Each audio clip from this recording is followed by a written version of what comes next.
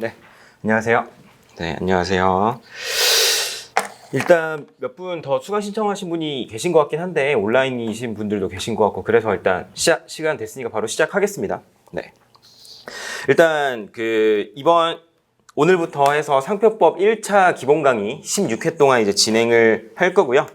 일단 시작하기에 앞서서 OT 간단하게 조금만 하고 나서 상표법 강의 진행하도록 하겠습니다. 일단 우선 제 소개를 먼저 드리면 저는 이제 이대현 변리사라고 하고요. 저는 이제 55회 변리사 시험에 합격을 했습니다. 그리고 이제 55회면은 2018년 11월에 합격을 했고요. 그 이후로 이제 19년부터 계속 이제 여기 우리 학원에서 강의를 계속 상표 강의를 하고 있습니다. 일단 이 강의의 이제 수강 대상부터 좀 간단하게 설명을 드리면 말 그대로 상표 1차 기본 강의를 지금까지 수강한 적이 없으셨던 분들 그리고 그런 분들 가끔 계세요. 촉박하게 시험 준비를 예전에 한번 하셨었어가지고 기본 강의를 한번 듣긴 들었는데 이제 뭐 휴학을 안 한 상태로 공부를 하셨다든지 아니면 공부를 좀 느슨하게 좀 하셨던 분들 같은 경우에는 개념을 다 잊어버리셨을 수도 있고 그런 분들 같은 경우에도 이제 다시 개념을 정립하고자 들으실 수도 있는데 이제 그런 분들도 이 강의 들으시면 될 것 같습니다. 그리고 이거는 뭐 일단 민법은 어느 정도 들으셨을 것 같고요. 민법은 다 완강을 어느 정도 하셨을 것 같고 특허 같은 경우에는 이미 완강을 하신 분도 계실 거고 아니면 특허를 듣고 계신 분도 계실 거예요. 사실 특허를 듣고 나서 상표를 듣는 게 좋긴 하지만 그렇다고 해서 특허를 안 들으면 상표를 못 듣는 건 아니에요.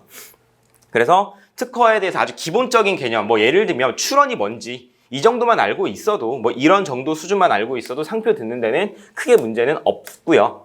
그리고 디자인보호법 같은 경우에는 특허를 듣고 나서 들으시는 게 일반적인데 사실 제 생각에는 상표랑의 선후관계는 없다고 생각을 해요. 그래서 뭐 굳이 산업재산권법을 순서를 나누자면 특허를 먼저 들으신 다음에 상표랑 디자인은 뭐 편하신 대로 들으시는 건 상관없다라고 생각을 하고요.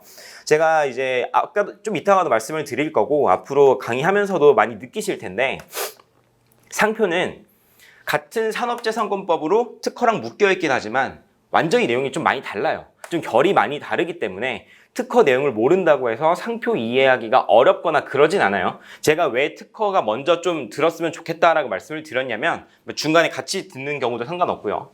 왜 말씀을 드렸냐면 산업재산권 제도에 대한 기본적인 절차 같은 게 좀 익숙하냐 익숙하지 않느냐 때문에 그런 거지 기본적인 내용이 겹치거나 그런 건 없어요. 거의 안 겹치기 때문에 내용이 좀 결이 다르기 때문에 그건 걱정을 안 하셔도 되겠습니다.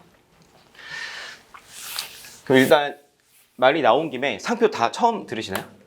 상표 처음 들으시죠? 처음 들으세요? 그러면 상표법에 대해서 좀 간략하게 좀 말씀을 드리고 시작을 할게요. 일단 상표법의 이제 뭐 지위라고나 할까요? 상표법의 지위에 대해 말씀을 드리려면 우선 변리사 시험제도에 대해서 간단하게 좀 보고 나서 이거의 특징도 조금 알아두실 필요가 있어요. 변리사 시험은 이제 1차 시험이랑 2차 시험으로 갈라지는데 1차는 이제 뭐 과목 교시 순서로 말씀드리면 1교시가 산재법이죠. 산재법이고 이제 2교시가 민법 이렇게 보죠. 시험이 이렇게 보죠. 민법. 그리고 뭐 3번 이제 3교시 때 자과 이제 이렇게 시험을 보는데 이 산재에 특허, 상표, 디자인이 있어요. 그래서 특허에서 20문제, 상표 디자인에서 각각 10문제가 나오죠. 그리고 민법은 40문제, 자연과학은 물화생지가 10문제씩 이렇게 출제가 돼요. 객관식으로 1차 시험 이렇게 출제가 되는데 그러면 이렇게 생각하실 수도 있어요. 얘가 20문제, 10문제, 10문제, 40문제, 물화생지가 10문제씩 이렇게 나오니까 상표 공부하는 그 시간이라고 해야 되나? 뭐 시간이라든지 아니면 공부에 투자해야 되는 노력의 비중이 특허의 한 반절 정도, 민법의 한 4분의 1 정도, 디보랑 자과랑 비슷한 정도라고 생각하실 수가 있는데 수치적으로 보면 틀린 말은 아니에요. 사실. 하지만 문제가 되는 건 2차 때문에 그래요. 2차 시험은 첫째 날, 둘째 날 나눠서 시험을 보는데 첫째 날에 1교시가 특허고요. 2교시가 상표예요. 문제는 얘가 필수 과목이라는 거예요. 그리고 둘째 날을 보면 1교시가 민소고 2교시가 선택 과목인데 여기에 디자인보호법 선택하는 경향이 요즘엔 되게 많아요. 예전에 비해서 이제 디자인보호법을 선택하는 경우가 굉장히 많은데 엄밀히 말씀을 드리면 여기서의 상표가 필수 과목이기 때문에 비중이 디자인보다 사실 훨씬 높고요. 이거는 이제 디자인 강의를 하시는 강사님들도 마찬가지고 뭐 저도 동기들이나 뭐 선후배들 중에 강의한 사람들도 되게 많아요. 많이 주변에 많이 있고 뭐 우리 학원뿐만이 아니라 타 학원에 강의하는 사람들 뭐 동기들이랑도 친하고 막 그런데 얘기를 들어보면 디자인보호법은 2차에서 선택 과목으로 들어간다고 하더라도 공부하는 시간이 다른 과목들에 비해 적어요. 난이도가 조금 낮아요. 근데 상표는 아니에요. 상표는 솔직히 말씀드리면 굉장히 어려워요. 2차에서도 굉장히 어렵게 나오기 때문에 1차에서부터 어느 정도 준비를 해두실 필요가 있어요. 꼼꼼하게. 그래서 1차에서 단순히 10문제 중에 한 7문제 정도 맞춰서 어떻게든 합격만 하자 정도로 안일하게 공부하시면 1차 붙는 데는 큰 문제가 없을 수도 있지만 2차에서 미끄러져요. 그래서 2차에서 상표 공부를 하시려면 1차에서 상표에 대한 개념을 어느 정도 잡아두실 필요가 있습니다. 그래서 저는 개인적으로 말씀을 드릴 때 상표가 특허만큼의 공부 시간을 가져가기에는 쉽지 않을 거예요. 이건 저도 인정을 해요. 하지만 그래도 특허랑 어느 정도 견줄 수 있을 정도까지는 공부를 했으면 좋겠다라는 생각은 있어요. 물론 민법이랑 자과에서 어느 정도 점수가 나온다라는 가정하에서 만약에 모든 과목이 점수가 안 나오는 상황이라면 다른 과목들을 이제 골고루 공부하면서 전체적인 평균 점수를 올려야겠죠. 그게 우선이지만 어느 정도 점수가 이제 어느 정도 평균적으로 나온다라고 하게 되면 그때는 상표의 비중도 조금 높여서 보시는 것도 저는 중요하다라고 생각을 해요. 특히 2차 과목에 대해서 조금만 더 말씀을 드려보면 55회 시험을 기점으로 해서 그 이전, 그러니까 54회 시험까지겠죠. 54회까지는 이 선택 과목이 다른 과목들이랑 똑같았어요. 뭐가 똑같았냐면 그냥 여기에 100점 만점, 100점 만점, 100점 만점, 100점 만점이었었어요. 그래서 총합으로 순서 매긴 다음에 앞에서 잘랐단 말이에요. 당연히 꽈락은 있고요. 그런데 55회 때부터 시험 제도가 어떻게 바뀌었냐면 얘가 패스페일로 바뀌었어요. 그래서 얘는 몇 점 이상 넘으면 패스예요. 그러면 어떻게 돼요? 패스한 사람들 중에서 이 3법의 총합을 순서대로 나열한 다음에 거기서 앞에서 등수 자르는 거예요. 그렇다고 한다면 우리가 여기서 느껴지는 거는 법과목의 중요성이 더 올라갔다는 거거든요. 법과목의 중요성이 더 올라갔는데 문제는 뭐냐면 뭐 이거는 이제 2차 나중에 이제 1차 합격하시고 2차 공부하실 때 뭐 2차 다른 강사분들도 마찬가지고 저도 이제 2차 강의할 때 이 말씀을 드리는데 여기에서 공부를 가장 뭘 많이 해야 되냐? 당연히 민소예요. 그리고 민소는 공부를 많이 하면 많이 할수록 점수가 잘 나오는 과목이라고 저는 생각을 해요. 즉 민소는 노력을 배신하지 않는 과목이라고 생각을 하는데 상표랑 특허, 특히 그 중에서도 상표는 노력을 상황에 따라서는 철저히 배신하는 과목이에요. 그래서 상표는 다른 사람들 하는 만큼 평균 이상은 무조건 하고 들어가야 돼요. 안 그러면 상표는 꽈락이 잘 나와요. 저도 2차 시험을 총 2번을 봤거든요. 2차 시험을 2번 봤는데 첫 번째 1차 시험에서 상표 저도 꽈락 맞았어요. 40점 미만이면 꽈락이잖아요. 상표 같은 경우에는 꽈락도 많이 나오는 과목인데 이 꽈락은 1차에서 공부 제대로 잘 안 해놓으시면 2차에서 공부하실 때 법리라든지 판례라든지 이런 게 정확하게 이해가 안 돼 있을 수 있죠. 그래서 답안지 쓰실 때 첫 단추 잘못 깨고 들어가면 다른 과목들은 열심히 써가지고 어느 정도 커버가 될 수 있는데 상표 같은 경우는 항상 그렇다는 건 아닌데 해마다 좀 다르긴 한데 어떤 해에 잘못 걸리면 첫 단추 잘못 깨고 들어가는 순간 상표는 바로 꽈락 나와요. 그래서 상표가 조금 난이도가 있는 과목이다라고 생각을 해주시면 되고 물론 특허 공부 많이 하셔야 돼요. 다른 과목도 공부 많이 하셔야 되지만 그래도 비중을 굳이 따지자면 저는 개인적으로는 디보보다는 조금 더 많이 민법보다는 당연히 적게 해야 돼요. 민법은 40문제이기 때문에 민법의 공부 비중이 높아야 되고 특허도 20문제나 나오기 때문에 비중이 커야 되는데 상표가 특허랑 민법보다는 좀 적지만 그래도 다른 자연과학 내가 뭐 각각의 과목들이라든지 디자인보호법보다는 조금 더 비중이 높았으면 좋겠다라는 생각은 가지고 있습니다. 그래서 상표법은 이제 이런 특징을 가지고 있는 변리사 시험에서 이런 지위를 가지고 있고요. 그리고 이제 또 중요한 말씀을 하나 드려볼게요. 자, 지금부터 드리는 말씀은 이제 1차 시험에 한정해서 말씀을 드릴게요. 1차 시험에 한정해서 말씀을 드리자면 1차 시험의 범위에 대해 말씀을 드릴게요. 1차 시험이 출제가 되는 범위에 대해 말씀을 드리면 대법원 판례하고 법조문에서 대부분 나와요. 1차 시험 출제가 되는 범위를 보자면 대법원 판례, 그리고 조문, 그리고 그 외에 가끔 심사기준, 시행령은 잘 안 나오는데 오히려 시행 규칙이 좀 더 많이 나오긴 하던데요. 시행 규칙이라든지 조약이라든지 등등등 이런 데서도 좀 더 나와요. 그런데 저는 분명히 말씀을 드리는데 요거랑 요거 위주로 공부하시면 합격하는데 전혀 지장이 없고 사실 이것만으로도 저는 차고 넘친다고 생각을 해요. 실제로 출제되는 기출문제들을 보시면 다 여기서 나오고요. 가끔 여기 있는 거 섞인다고 했죠. 여기에 있는 게 한두 지문 정도로 나올 수는 있어요. 나오긴 나오는데 이거 몰라서 답을 못 고르는 경우는 없었고요. 거의 없었고요. 설령 여기에 있는 걸 몰라서 정답을 못 고르는 상황이 된다면 나만 모르는 거 아니에요. 그래서 나만 모르는 게 아니라 모두가 모르기 때문에 그때부터 어쩔 수 없이 찍기 싸움이 될 수도 있겠죠. 그러면 이미 찍기 싸움 한 문제로 떨어진다, 붙는다라고 하는 상황이라면 그 시간에 요거 공부 더 하시는 게 훨씬 나아요. 이거 공부 더 하시는 게 차라리 고득점 훨씬 많이 나오고요. 제가 이렇게 범위를 한정하는 이유가 여기에서 대부분이 출제되는 것도 있고요. 또 하나의 이유는 이것까지 하려면 범위가 이제 감당이 안 돼요. 범위가 감당이 안 되고 사실 여기 있는 거 거의 출제도 안 되기 때문에 저도 그래서 얘랑 얘 그리고 상황에 따라서 조금의 심사기준과 심사기준 정도 추가해서 강의를 할 거예요.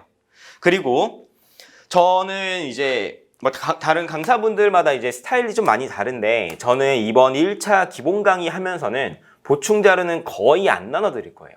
보충 자료를 외우셔라라고 하는 용도로, 그냥 공부하셔라라는 용도로 저는 거의 안 드릴 거고요. 가끔 참고, 이게 이렇게 생긴 거구나 보고 버릴 정도의 보충 자료는 드리는 한이 있더라도 제가 따로 공부하셔라라고 하는 자료는 거의 안 드릴 거예요. 그 말은 1차 시험에서 출제되는 범위는 이따 말씀드리겠지만 이 교재랑 법조문 이걸로 끝낼 거예요. 저도 강의는 이 두 개만 가지고 거의 대부분 할 거기 때문에 이제 수강하시는 수험생분들께서도 이 기본서랑 법조문 위주로 공부를 하시면 상표법은 충분합니다. 그리고 조금만 더 말씀을 드리면 판례라고 제가 판례 중요하다고 말씀을 드렸는데 2차 시험에서는 제가 판례 원문을 굉장히 많이 강조를 하고 판례 원문으로 같이 수업도 많이 해요. 근데 1차에서는 판례 원문 잘 안 볼 거예요.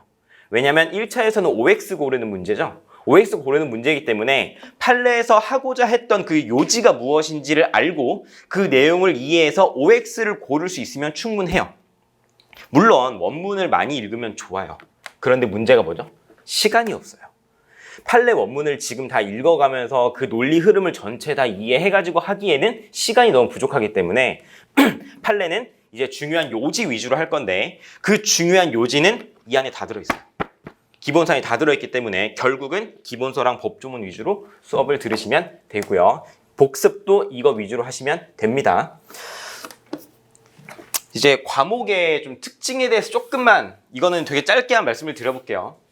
이제 제가 이거 강의할 때마다 1차 기본 강의 할 때마다 항상 드리는 말씀인데 수험생분들도 공감을 좀 많이 해주시는데 제가 수험생 때의 경험에 비추어 보면 대부분 우리 이과잖아요. 대부분 이과생들이 많이 들으시는데 이과 출신들이 많이 들으시는데 민법 처음 들으면 저는 그랬어요. 일단 멘탈이 나가요. 왜냐면 저는 표랑 그래프랑 수식에 익숙한 사람이지 글에 익숙한 사람이 아니거든요. 기본적으로. 특히 이제 생물이라든지 이제 이런 걸 좋아하셨던 분들은 그래프도 많이 보지만 글이라든지 약간 좀 이렇게 단어를 써도 되나? 좀 해괴한 용어들도 많이 보지만 물리, 수학 이런 거 위주로 하셨던 분들 같은 경우에는 글을 보는 게 곤욕이에요. 저는 진짜 힘들었거든요. 그리고 용어들도 한자 용어가 많기 때문에 굉장히 어렵고 가장 큰 문제는 내 자신의 독해력에 대해서 의심을 했던 게 한글로 써있는 판례 내용을 읽어요. 쭉 읽었어요. 뭔 말인지를 모르겠어요. 그리고 그런 경험들이 꽤 많았기 때문에 민법 처음 들었을 때 굉장히 멘탈이 많이 나갔었는데 그런데 민법은 이제 법적인 용어라든지 판례라든지 그런 판례의 구조라든지 이런 것들 이해하시다 보면 점점 익숙해지고 그때부터는 이제 이거 알았던 내용이지 이게 무슨 내용이었지 그 내용을 알고 판례를 보시다 보면 이제 그런 거 익숙해지면서 민법은 점점 재밌어져요. 왜냐면 주변에서 볼만한 내용들이 꽤 많이 나오거든요. 그쵸? 뭐 예를 들면 뭐 가끔 뉴스에서 우리가 뭐 대학교 1, 2학년 때는 전혀 신경도 안 썼었는데 뭐 가끔 뉴스 보다 보면 뭐 묘지를 뭐 어떻게 했다 그러면 저 분묘기지 뭐 이런 거 생각하면서 막 저거 그거 같은데 막 이런 생각도 들고 이거 땅이랑 건물주인이 다르대 그럼 지상권인가 막 이런 생각 들면서 나름대로 재밌단 말이에요. 그래서 민법은 점점 재밌어지는데 가장 재미가 없는 민법에서 가장 재미가 없는 이유는 일단 시험 봐야 되기 때문에. 그래서 틀리면 기분이 나빠서 그렇지 내용 자체는 그렇게 재미가 없진 않죠. 특허는 저는 지금도 마찬가지인데 공부 처음 할 때부터 지금까지 재미가 없어요. 그쵸? 특허는 좀 와닿지가 않지 않으세요? 특허 읽다 보면 이게 그 말이구나. 뭐 발명 출원 X가 있는데 뭐 발명의 구성 요소가 A, B, C, D가 있고 근데 청구 범위에는 A, B가 있다더라. 뭐 이런 거 보면 그런가 보다 뭐 하잖아요. 근데 이게 그런가 보다 하는 거지 실제 출원 한 명세서나 출원서 보면 A, B, C, D로 써 있을까요? 안 써 있어요. 다 문장이에요. 글. 그래서 이거는 실제 사례를 보기가 굉장히 힘들어요. 그래서 이거는 약간 이론적으로 뭔가 딱딱한데 눈에 보이지도 않고 실제 사례를 보지도 못하니까 뭔가 머릿속에서 헷갈리는 기분? 그리고 복잡하고 이런 기분이 좀 들어서 저는 시종 일관 조금 어려웠던 과목이었는데 근데 특허의 장점이 뭐냐면 이제 특허 강의 들으시고 계시다고 하니까 말씀을 드리면 특허의 하나의 특징은 자신감을 북돋우기 위해 말씀을 드릴게요. 제 경험이에요. 특허는 어느 이상 수준 올라가잖아요. 그러면 어지간하면 안 틀려요. 1차 시험에서. 저는 그랬어요. 특허 이제 20문제 이제 시험을 보잖아요. 저도 이제 특허 처음 공부해서 하다 보면은 처음에 하면은 뭐 20문제 풀면 10개도 못 맞고 막 하잖아요. 그러다가 어느 순간 법조문 회독 좀 많이 하고 기본서 회독 몇 번 하고 하다 보니까 어느 정도 수준이 오르잖아요. 그때부터 특허는 지엽적인 거 아니면 어지간하면 잘 안 틀렸어요. 특허 같은 경우는. 저는 이제 그랬던 경험이 있는데 특허는 재미가 없지만 그래도 노력한 만큼 보상이 있는 좀 그런 과목인데 좀 말이 좀 길어지고 있는데 상표의 특징을 말씀드리면 저는 처음 수업을 들을 때 상표가 제일 재밌었어요. 강의 들으면 재밌어요. 왜냐면 우리 주변에서 볼만한 일들이 많아요. 뭐 제가 뭐 오늘 이따가 수업하면서 나오는 상표 몇 개 미리 말씀드려보면 저 이따 이것도 설명드릴 거거든요. 이런 거 보면 주변에 볼만한 것들 많죠. 주변에 볼만한 것들 많죠. 뭐 또 제가 뭐 예를 들어서 뭐 이따가 다른 뭐 빵집이라든지 뭐 베이커리 막 이런데 뭐 예시도 들고 할 건데 주변에 봄직한 것들 되게 많아요. 저 이따 무슨 얘기도 할 거냐면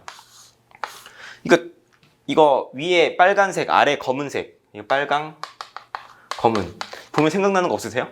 이제 공부하시다 보면 이런 거 가끔 찾으실 수도 있는데 정관장이라고 이것도 상표거든요.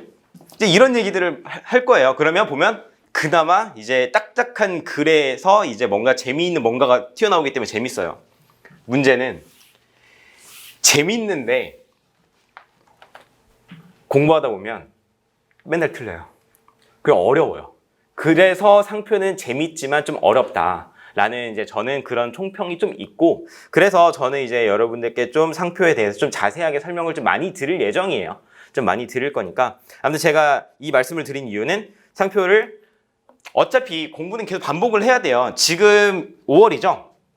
1차 시험이 내년 2월이란 말이에요. 시간은 충분히 있어요. 그래서 지금은 처음에는 최대한 뭐 제가 강조도 많이 드리겠지만 좀 마음 편하게 좀 재밌게 최대한 마음 편하게 들으시고 최대한 이해하려고 들으시면서 이해하시고 나서 이제 주기적으로 계속 반복해서 점점 쌓아가면 되는 부분이니까 처음 들었을 때 앞에서 이런 내용이 나왔는데 이게 기억이 안 난다고 좌절하지 마시고 일단 지금 당장은 각각 나오는 내용들을 좀 재밌게 이해하는 용도로 어차피 나만 모르는 게 아니라 모두가 어려울 거예요. 처음에 하면 모두가 어려울 거니까 이제 절대로 뭐 좌절하거나 그러지 마시고 그냥 좀 재밌게 들으면서 1회독을 좀 하셨으면 좋겠다라는 취지로 말씀을 드립니다.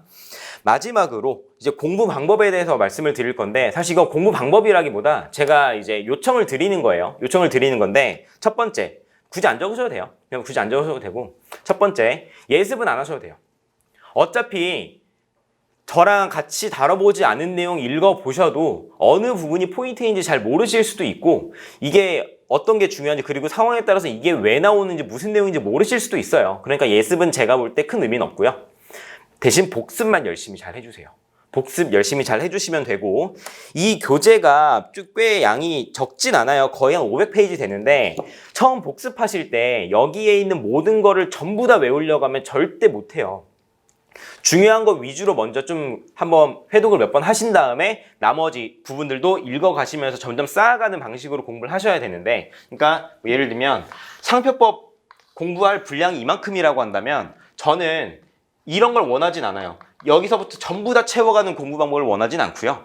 뭐 이쪽 부분 공부 좀 하시고 이쪽 하고 하다가 이 사이 부분 좀 더 채워서 이 부분도 채우고 저는 약간 이런 식으로 공부하는 걸 조금 요청을 드리고 제가 여기서 처음에 이렇게 동그라미 쳤던 부분들이 좀 자주 출제되고 상표적으로 중요한 부분들이니까 이런 것들 먼저 이해하시고 암기하신 다음에 다른 부분들은 좀 더 살을 붙여서 완성해 나가는 방향으로 공부를 하셨으면 좋겠고 이렇게 하기 위한 수단으로서 제가 교재로 설명을 드리면서 밑줄을 좀 쳐드릴 거예요.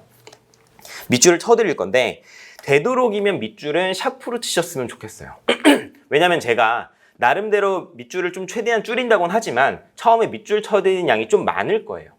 왜냐면 처음에는 이제 이해하기 위해서 중요한 부분들도 많고 나중에 시간이 지나면 키워드 몇 개만 체크를 해도 이거랑 이거 이게 무슨 내용이었지 라고 알 수 있지만 처음에 공부하실 때는 키워드만 봐서 무슨 내용인지 모르니까 이 키워드를 이해하기 위한 내용들도 같이 밑줄을 쳐야 되잖아요.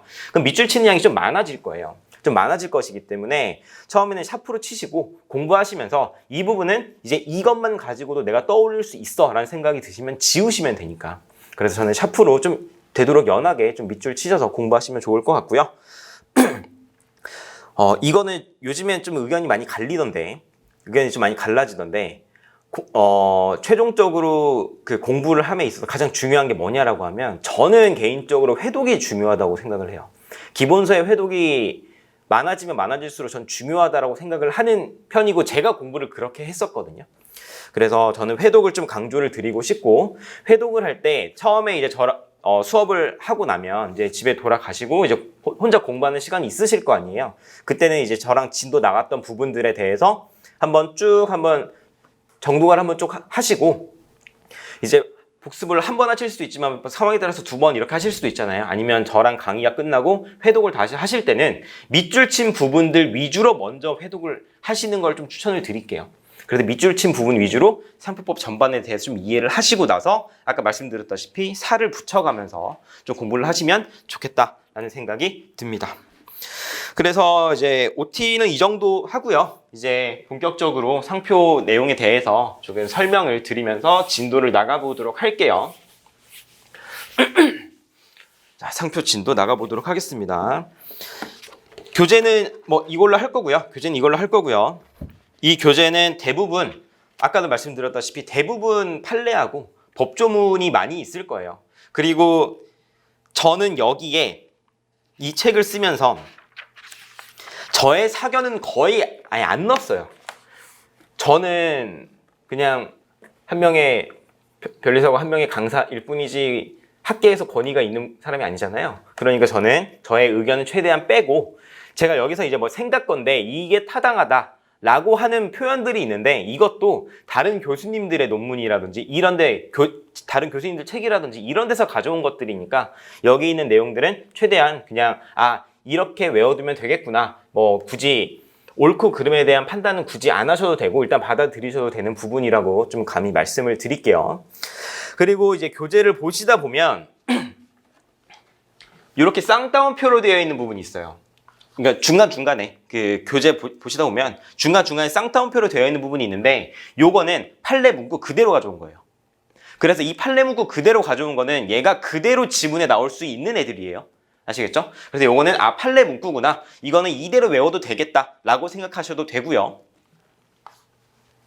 요렇게 이제 쌍겸락표라고 하는데 요렇게 되어 있는 부분도 중간중간에 있어요. 사실 이게 원칙적으로 맞는 표현은 아니에요. 이거 2개 다 맞는 표현은 아닌데 그래도 아무튼 이거는 판례 문구를 그대로 가져온 거고요. 근데 제가 각색하지 않았다는 뜻이에요. 판례에서 가져온 거라고 해도 제가 조금이라도 각색을 했거나 그러면은 쌍따옴표 뺐어요. 왜냐면 공부하실 때 방해될 수도 있으니까 쌍따옴표는 판례 문구 그대로고요. 요거는 법조문이라고 보시면 돼요. 법조문 내용. 그래서 이 내용도 그냥 그대로 외우셔도 상관없어요. 그러니까 요 표시랑 요 표시 사이에 있는 거는 판례, 원문 그대로 그리고 법조문 내용이기 때문에 얘네들은 그대로 외워도 된다라고 생각해 주시면 되고, 다만 얘도 마찬가지고요. 얘도 마찬가지고 제가 아주 조금의 각색을 한 부분이 있긴 있는데 뭐냐면 여기서 뭐 바꿨냐면 국법조문을 현행법 조문으로 조문 번호 바꾼 건 여기에 있어요. 그거는 제가 바꿨어요. 그런 건. 왜냐면 우리 공부하시다 보면 가장 많이 나오는 게 상표 33조, 34조 이런 게 진짜 많이 나오거든요. 이게 2016년 개정 전까지만 해도 제가 공부 처음 할 때까지만 해도 6조, 7조였어요.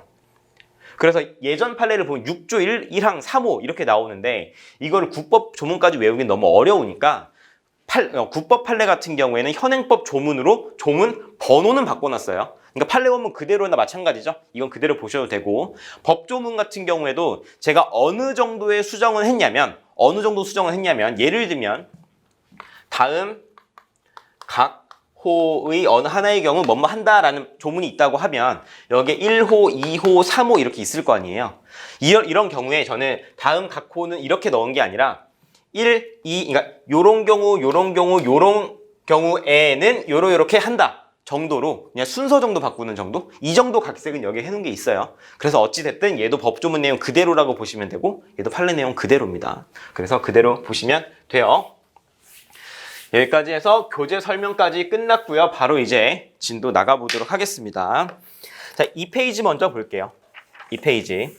그리고 당부 드리자면 법조문 항상 가지고 다니세요. 법조문은 항상 가지고 다니셔야 되고, 법조문 조금이라도 모르거나 그런 거 있으면 법조문 찾아보는 습관은 법 공부에서 굉장히 중요한 습관이기 때문에 법조문은 항상 구비하고 하시면 되겠습니다. 자, 2페이지 보시면 상표법의 목적이라고 나와 있어요.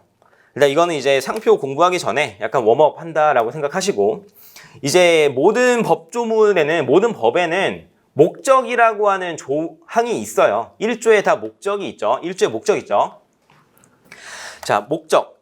그러니까 쉽게 말해서 이 상표법의 목적이라고 하는 파트도 이제 상표법 1조에 있는데, 이제 상표법을 이해하고 공부하기 위한 이제 이정표의 역할을 하겠죠.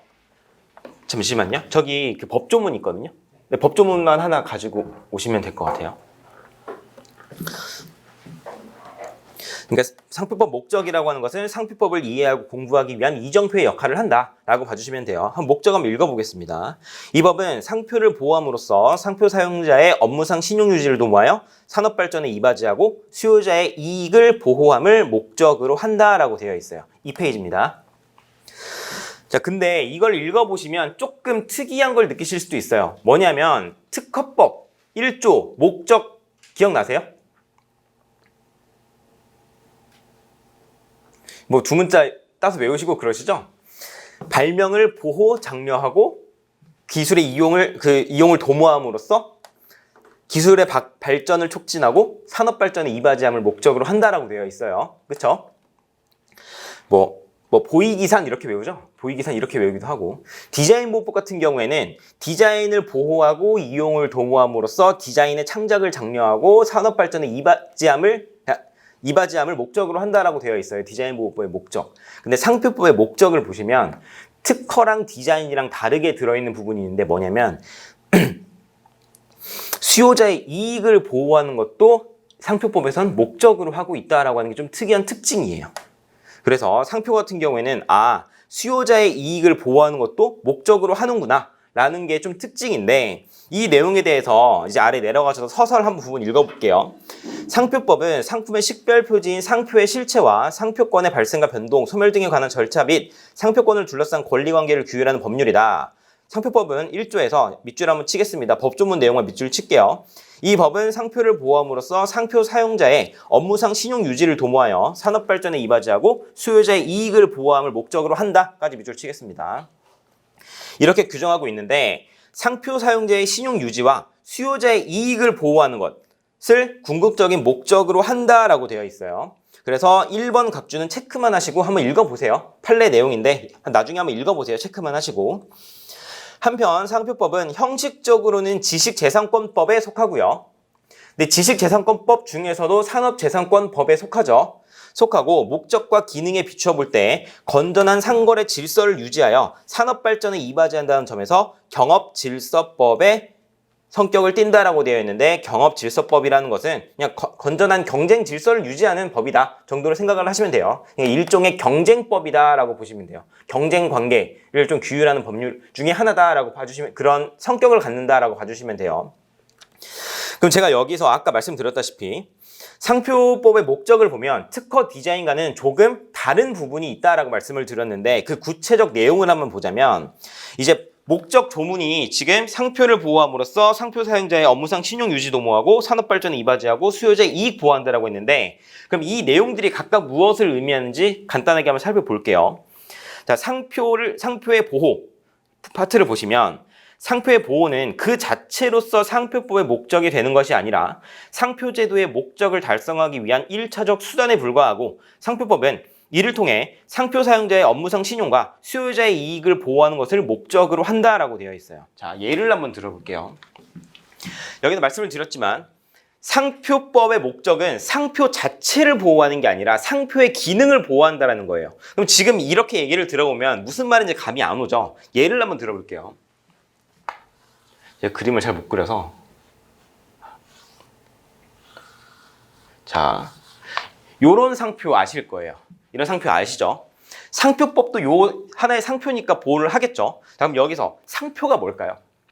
이거부터 한번 얘기를 해볼게요. 이따가 바로 다음 장에 상표의 정의가 나오지만 미리 말씀을 드려보면, 상표는 쉽게 말해서 어떤 물건이나 서비스를 봤을 때, 어떤 물건을 봤을 때, 아, 이게 어디서 나온 그거구나 라는 걸 알 수 있게 하는 모든 걸 다 상표라고 해요. 핸드폰 각 다 있으시잖아요. 예를 들면 핸드폰에 붙어있는 삼성 상표고요, 갤럭시 상표고요, 이 사과 모양 상표고요, 아이폰 상표고요. 다 상표예요. 뭐 가끔 이제 뭐 편의점 같은 데 가서 커피 이런 거 사서 마신다고 하면 여기에 무슨 이름 같은 거 붙어 있죠? 이것도 상표일 거고요. 여기서 어느 예를 들면 서울 우유 이런 데 나왔다라고 하면 서울 우유라고 써 있잖아요. 요것도 상표예요. 즉 어떤 상품의 출처를 표시하는 모든 거는 다 상표라고 보시면 돼요. 이런 거 다 상표예요.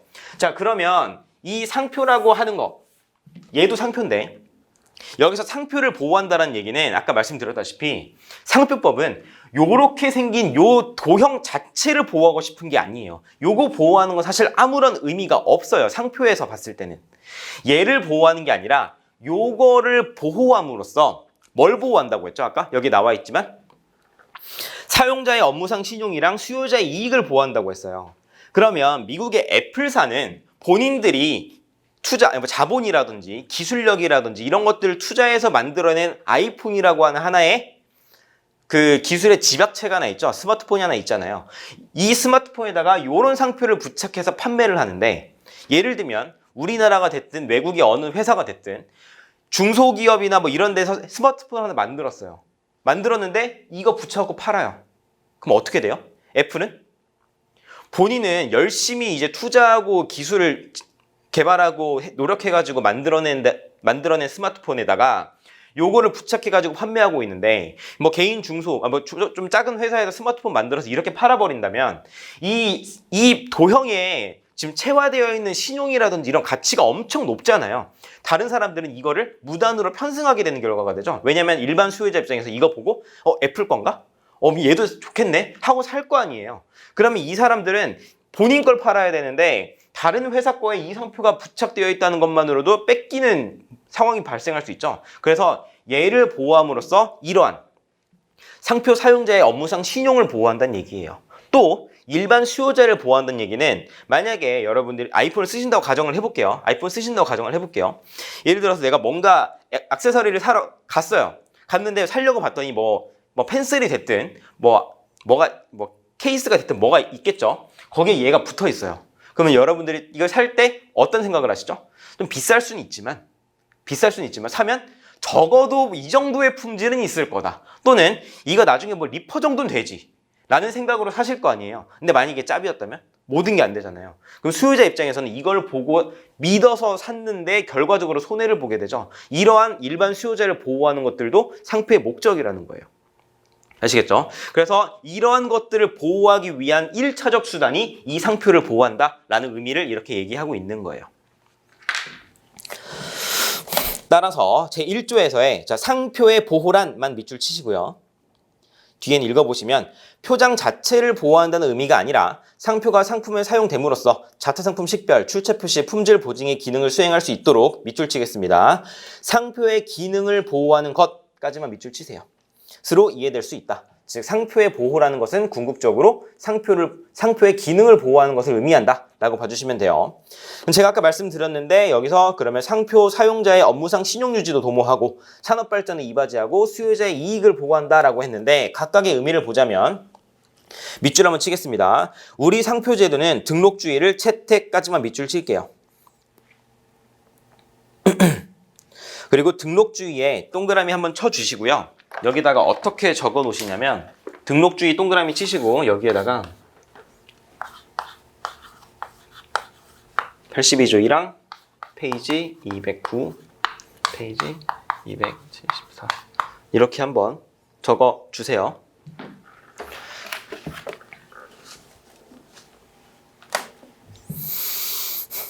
여기 나중에 한번 가서 읽어보세요. 이제 82조 1항에는 뭐라고 되어 있냐면 상표는 설정 등록에 의해 발생한다라고 되어 있어요.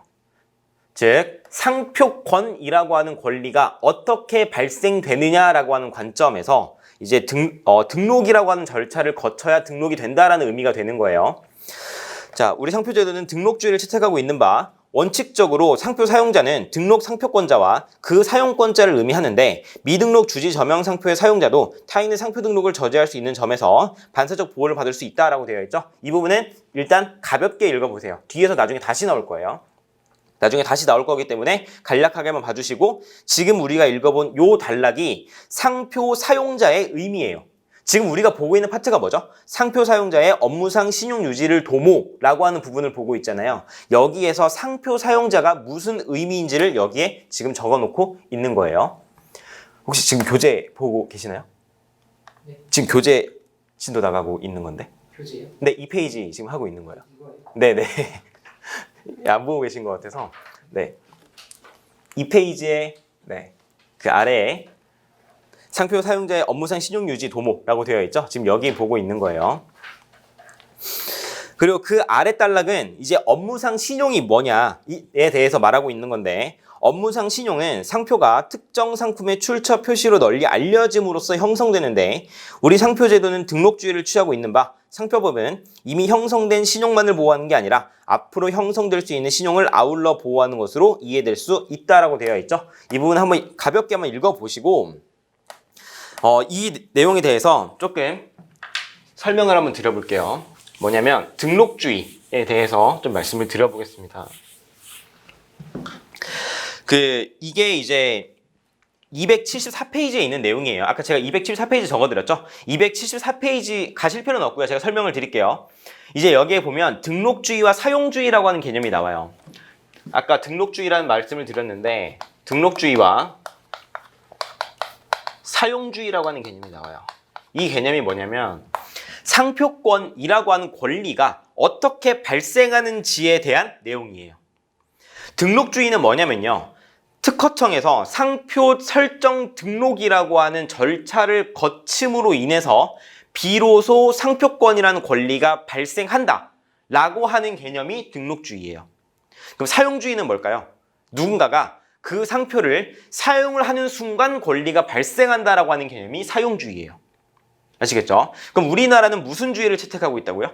등록주의를 채택하고 있어요. 그래서 누군가가 이 상표를 내 상표로 갖고 싶으면 어떻게 해야 돼요? 특허청에다가 신청해서 등록을 받아야 돼요. 그래서 우리는 이러한 이러한 제도를 가지고 있다라고 하는 거예요. 그럼 등록주의에 대해서 조금 더 말씀을 드려보면 등록주의는 이제 등록 요건이라고 하는 게 있는데 상표를 등록받기 위한 요건들이 있어요. 이러한 등록 요건을 모두 구비하고 있다면 사용 여부와는 상관이 없이 등록받을 수 있다라고 하는 개념으로 연결이 되는 거예요. 등록주의는. 사용주의는 현실적으로 사용하고 있다 라고 하는 이러한 사실로 인해서 상표권이 발생한다 라고 하는 개념이 사용주의다 라고 봐주시면 돼요. 얘랑 조금 뭐 전혀 다른 개념이긴 한데 좀 이것도 비슷한가 싶으실 수 있는 개념이 하나 있는데 같이 봐주시면 좀 좋은 개념이 있어서 설명 하나 드려보자면, 그렇다면 상표에서는 선출원주의와 이제 선사용주의라고 하는 개념이 나와요. 얘가 뭐냐면 얘는 뭐였죠? 상표권이 어떻게 발생하는지에 대한 개념이었다면, 얘는 상표가 이제 경합되었을 때 이 사람도 있고 이 사람이 동일하거나 유사한 상표를 사용할 수도 있잖아요. 이 경우에 누가 진정한 권리자가 될 것이냐에 관해서 선출원주의와 선사용주의라고 하는 개념이 있어요. 선출원주의는 뭘까요? 특허 듣고 계시죠?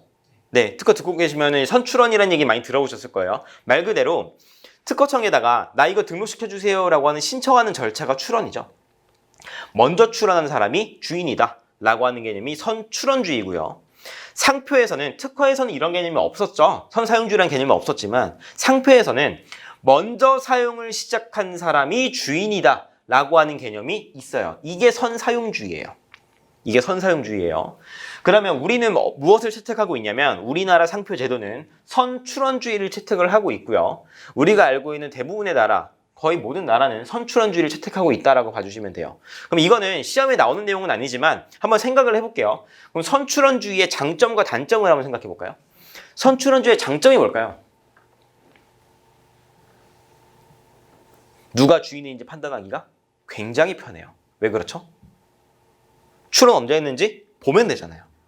출원을 하게 되면 출원일이라고 하는 날짜가 찍혀요. 시스템상에 찍히죠. 그럼 얘가 먼저 출원했네, 얘가 주인 하면 끝나는 개념이에요. 그쵸? 그런데 단점이 뭘까요? 선출원주의의 단점. 만약에 A라고 하는 사람이 먼저 이거를 쓰려고 준비를 하고 있었는데 B라고 하는 사람이 홀랑 출원해서 등록을 받아버렸어요. 그럼 누구 거예요, 원칙적으로? B 거예요. 그래서 약간 이런 표현을 쓰는 게 맞을지 모르겠지만 구체적 타당성적인 측면에서 조금 불리한 면이 있을 수 있죠. 하지만 이제 좀 절차적으로 좀 경제성이라든지 안정성을 봤을 때는 얘가 좀 더 바람직하다. 그리고 우리는 등록주의를 채택하고 있는 만큼 얘랑도 궁합이 잘 맞죠. 궁합이 잘 맞아요. 그럼 선사용주의는 얘의 장단점이 바뀌면 돼요. 선사용주의의 장점이 뭘까요? 말 그대로 먼저 사용한 사람이 주인이니까 합리적이에요. 우리가 다 받아들일 수 있을 것 같아요. 단점이 뭐냐면 누가 먼저 사용했는지 증명하기가 너무 어려워요. 누가 먼저 사용했는지 어떻게 가져올 거예요? 내가 이거 몇 년, 몇 월, 며칠에 먼저 붙였어 라고 하는 걸 자료로 증빙 못하면 지를 거 아니에요. 하지만 그러면서 내가 먼저 썼는 걸 하다 보면 너무 길어지니까 이제 이게 단점이 된다라고 하는 건데, 아무튼 이런 개념이 있다라는 것만 참고로 알아두시고, 일단 우리나라는 등록주의 채택하고 있다, 그리고 우리나라는 선출원주의를 채택하고 있다 정도로만 봐두시면 되겠습니다. 자, 넘어가셔서 산업발전의 이바지라고 되어 있는데, 상표법은 상표를 보호함으로써 사익적 측면에서 자, 밑줄 한번 칠게요. 사익적 측면에서 상표 사용자의 업무상 신용과 이익을 보호하고, 공익적 측면에서 수요자로 하여금 원하는 상품을 손쉽고 정확하게 선택할 수 있게 하며, 국가적 측면에서 건전한 상거래 질서가 유지되도록 하여 궁극적으로 산업발전의 기여까지 밑줄 치시면 되겠습니다. 여기서 방금 같이 읽어봤던 사익적 측면, 그리고 공익적 측면, 그리고 이제 국가적 측면 말씀을 드렸는데, 아까 말씀드렸던 다시 한번 반복해볼게요. 사익적 측면이라고 하는 것은 상표 사용자의 업무상 신용이랑 이익을 보호한다고 말씀을 드렸죠. 제가 아까 아이폰 말씀을 드렸지만, 그냥 우리 입장에서 이런 거 한번 생각해볼까요? 내가 뭔가 지우개를 하나 만들어서 팔아요. 지우개를 만들어서 파는데 아주 획기적으로 잘 만들었어요. 그래서 얘는 한번 치면 샤프가 그냥 티도 안 나고 다 지워진다고 해볼게요. 그래서 내가 이 지우개를 파는데 A라고 하는 상표를 부착해서 판매를 하고 있어요. 자, 지금 이 산업발전의 이바지의 의미를 설명을 다시 한번 하는 거예요. A라고 하는 상표를 부착해서 지우개를 팔아요. 그러다 보니까 이제 문구류 업계에서, 지우개 업계에서 유명해지기도 했고, 지우개를 많이 쓰는 사람들이 있을 거 아니에요. 예를 들어 미술하는 사람들이라든지 학생들이라든지, 야, A 지우개는 그거 쓰면 그냥 샤프가 흔적도 없어지더라, 그냥 엄청 잘 지워진다라고 입소문이 나기 시작을 해요. 이게 갑이라고 하는 자가 만들어서 판매한 지우개라고 해볼게요. 을이라고 하는 자가 딱 보니까 저 지우개 잘 나가요. 근데 얘랑 똑같이 만드는 거 자체도 일단 문제인데, 똑같이 만드는 거는 뭐 특허 위반 될 수도 있겠지만, 아무튼 내가 A라는 걸 붙여서 나도 그냥 똑같이 팔아야지. 하지만 품질은 다르겠죠. 품질은, 그러니까 을이 조금 더 조악하게 지우개를 만들어서 파는데, 이렇게 하니까 프리미엄 붙어가지고 더 비싸게 팔아도 잘 팔린단 말이에요. 그래서 지우개를 만들어서 파는데, A라는 상표를 부착해서 팔 수도 있고요. 아니면 얘랑 유사하게 변형한 걸 수도 있지만, 아무튼 A라고 한번 해볼게요. A라고 하는 상표를 부착해서 지우개를 을도 팔아요. 근데 품질이 만약에 비교가 안 된다고 하면 가정을 해볼게요. 자, 그러면 일단 갑의 입장에서 손해죠. 이게 아까 방금 읽어본 사익적 측면에서 갑을 보호한다는 거예요. 뭐냐면 갑은 열심히 개발하고 노력해가지고 이렇게 판매를 하고, 그리고 이렇게까지 되려면 기본적으로 마케팅이라든지 여러 가지 투자도 많이 들어가야 될 거 아니에요. 그리고 시간도 많이 걸렸을 거고. 이렇게 해서 A라고 하는 지우개에 대한 품질을 쌓아놨는데 을이 이렇게 홀랑 들어와가지고 안 좋은 거 팔아먹고 있어요. 그럼 수요자들 입장에서 어떤 생각이 들까요? 일단 지금 수요자 입장에서 이 지우개를 얘 건 줄 알고 사가지고 썼을 거 아니에요. 잘 안 지워져요. 그럼 우리가 일반 수요자라면 어떻게 생각할까요? 에휴, 배불렀나 보네. 이제 대충 만드네. 라는 생각이 들 수 있죠. 그럼 갑 입장에서 어때요? 억울해요. 지금까지 쌓아놨던 신용이 확 떨어진다고요. 그래서 갑의 입장에서 이게 손해죠. 즉 이거를 법적으로 법률 용어스럽게 상표적으로 표현을 하자면 영업상 신용이 지금 깎여나가고 있는 거예요. 이 영업상 신용과 이익이 지금 침해당하고 있는 거라고요. 그렇죠? 그래서 사익적 측면에서 갑을 보호하는 게 상표법의 목적 중에 하나고요. 또 하나는 일반 수요자의 입장에서 A 지우개 잘 지워지는 거지 라고 해서 요거 샀어요. 근데 쓰다 보니까 비싼 돈 주고 샀는데 안 지워져요. 그 수요자 입장에서는 좋은 건 줄 알고 비싼 돈 주고 샀는데 안 지워져요. 이제 당장 손해를 입잖아요. 그래서 공익적 측면에서 이러한 수요자들이 손해를 입는 것 자체가 공익적으로 지금 손해라는 거죠. 공익적 측면에서 일반 수요자들을 보호하는 거다. 그럼 여기서 이제 국가적 측면에서 사회발전, 국가적 측면에서 보자면 이러한 일들이 비일비재하면 어떻게 돼요? 우리나라에서? 누가 뭘 개발해서 만들고 하려고 하겠어요? 누가 그 시장에서 영업상 신용을 쌓으려고 하겠어요? 그냥 경쟁 자체가 망가지게 되잖아요. 그래서 국가적 측면에서는 이러한 것들을 다 보호함으로써 이제 산업 발전에 이바지할 필요가 있다라고 하는 게 이제 상표의 목적 중에 하나라는 거죠. 그래서 이런 것들이 다 아울러 있고, 좀 여기에서 아까도 말씀을 드렸다시피 특허랑 디자인보호법에 없었던 새로운 측면이 하나 나왔어요. 뭐죠? 일반 수요자의 측면이라고 하는 걸 제가 계속 말씀을 드리고 있죠. 특허는 아까도 말씀드렸다시피 발명, 보호, 장려하고 그 이용 촉진함으로써 기술 발전, 산업 발전에 기술의 발전 촉진시켜가지고 산업 발전에 이바지하는 걸 목적으로 하잖아요. 여기에는 일반 수요자를 보호하기 위한 측면이 없어요. 그쵸? 없어요. 근데 상표 같은 경우에는 일반 수요자를 보호하기 위한 측면이 있다고요. 왜냐하면 상표의 기능이 이렇기 때문이에요.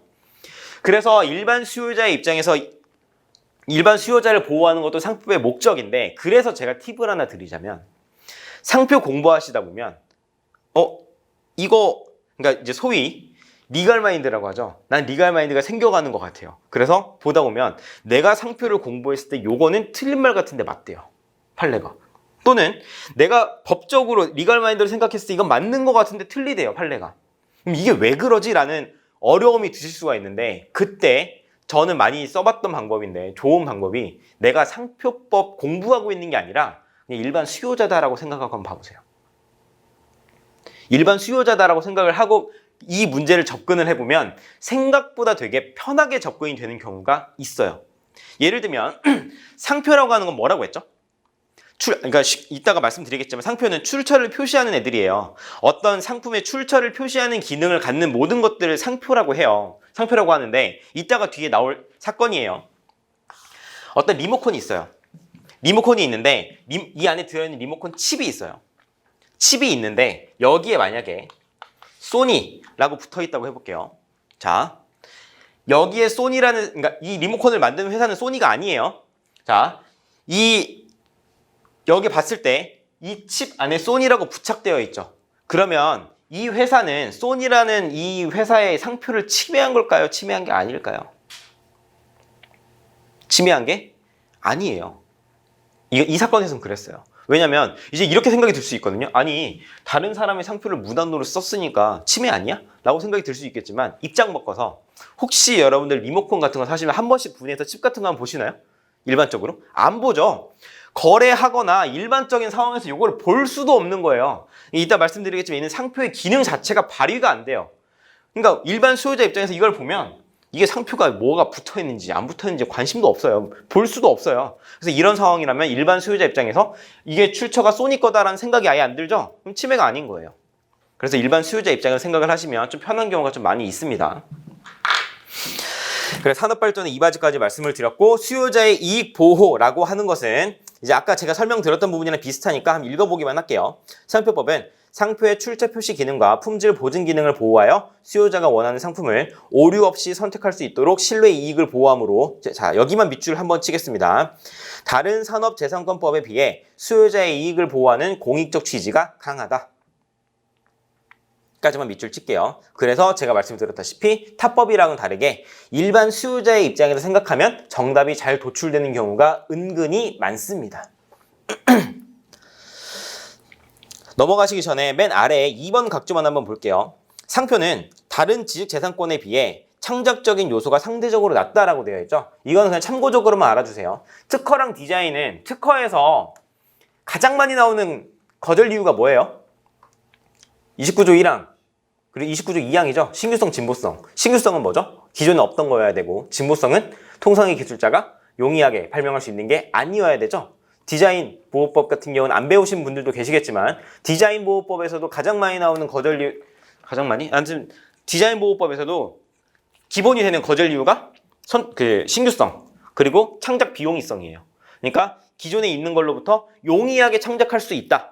라고 그러니까 당업자가 용이하게 창작할 수 있다라고 한다면 디자인에서는 창작 비용이성으로 거절이 돼요. 그러면 특허랑 디자인은 기본적으로 기존에 없던 거여야 된다는 전제가 깔려요.